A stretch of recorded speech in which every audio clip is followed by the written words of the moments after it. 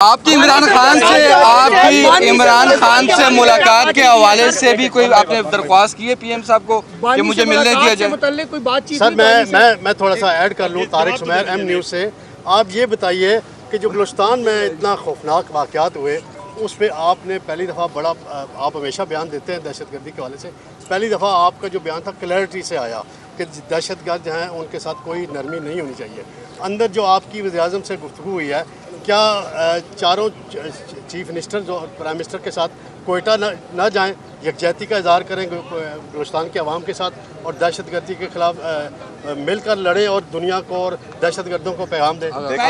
सबसे पहली बात कि शायद इससे पहले आप जो हैं कोई पहाड़ी एरियाज़ में होंगे तो आपको क्लैरिटी से मेरे बयान सुनाई नहीं दिए होंगे। क्लैरिटी से हम पहले से बोल रहे थे और अभी जो हैं आप नीचे आए हैं और आपके कान माशाल्लाह जो है वो सही काम कर रहे होंगे तो आपको इसलिए क्लैरिटी से सुनाई दिया। नहीं, हमारे ये सीनियर बंदे हैं सर, इस तरह ना करें। यार मजाक कर रहा हूँ, ये पीएम के हैं। हाँ, और हमारी जो क्लैरिटी है वो स्टार्ट से ही है। दहशतगर्दी का ना ही कोई सूबा होता है, ना ही मुल्क होता है, ना ही मज़हब होता है। और जो दहशतगर्दी करता है तो उसकी बैसियत पाकिस्तानी हम सबको मजम्मत करनी भी चाहिए और इंशाल्लाह आगे भी करेंगे। इमरान खान से मुलाकात चाहता हूँ, अगर आप खान से मुलाकात के हवाले से पीएम को आपने कोई रिक्वेस्ट की है कि मेरी मुलाकात नहीं होने दी जा रही? उनकी बहनों की जो मुलाकात नहीं करवाई जा रही, इससे मुताल्लिक सर आप नहीं कोई नहीं इसके आपने भी नहीं बोला कि मुझे मिलने दिया जाए खान से? कोई मुलाकात आपको उन्होंने टाइम फ्रेम दिया कि कब तक आपको 1000 रुपए का मुतालबा करते हैं।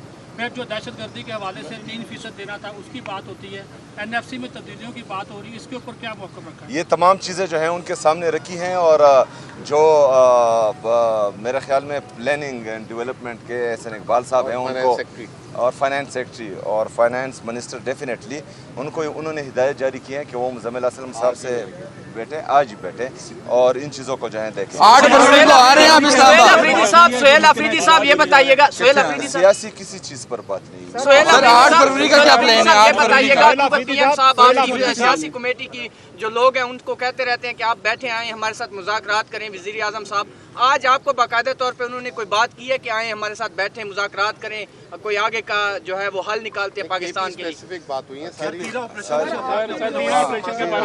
ये सवाल यार जवाब तो देने दें भाई। नकल मकानी की जा रही है वहाँ पे, उसके हवाले से नकवी साहब 4 अरब रुपए का क्या बात हुई है लगाया जा रहा है, उसके हवाले से कोई बातचीत की गई?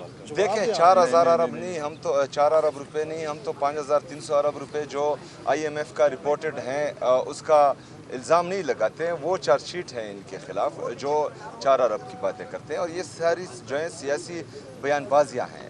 जो 4 अरब रुपए हैं, 5300 अरब रुपए की बात अगर हम करते हैं तो वो IMF ने रिपोर्ट की है, वो हम इल्ज़ाम नहीं लगा रहे हैं। 4 अरब रुपए जो हैं थोड़ी रकम है, जो मेरे तिरा के लोग कुर्बानी दे रहे हैं उसके लिए 4 अरब रुपए कुछ भी नहीं है। जो मेरे कुरम के लोग कुर्बानी दे रहे हैं उनके लिए ये रकम कुछ भी नहीं है। जो बाजावड़ की आवाम कुर्बानी दे रहे हैं ये रकम कुछ भी नहीं है। आप अगर फ़र्ज़ करें उन पैसों पर तनकीद करेंगे तो आप उस कुर्बानी को रद्द करेंगे, तो मेरे ख्याल में उस कुर्बानी को आप कदर की निगाह से देखें। वो पाकिस्तान के लिए, पाकिस्तानियों के लिए कुर्बानी दे रहे हैं और हमारे जितने भी खैबर पख्तूनख्वा के, चाहे वहाँ पर फ़ौजी हैं, चाहे वहाँ पर पुलिस हैं, CTD हैं या हमारी आवाम है, वो जो हैं आपको इस्लामाबाद में जब आप आराम से सोते हैं तो वहाँ पर वो कुर्बानियाँ दे रहे होते हैं। तो मेरे ख्याल में तमाम लोगों को उन कुर्बानियों का एहसास करना चाहिए और ऐसी बातें नहीं करनी चाहिए जिससे उनकी दिल आज़ारी हो।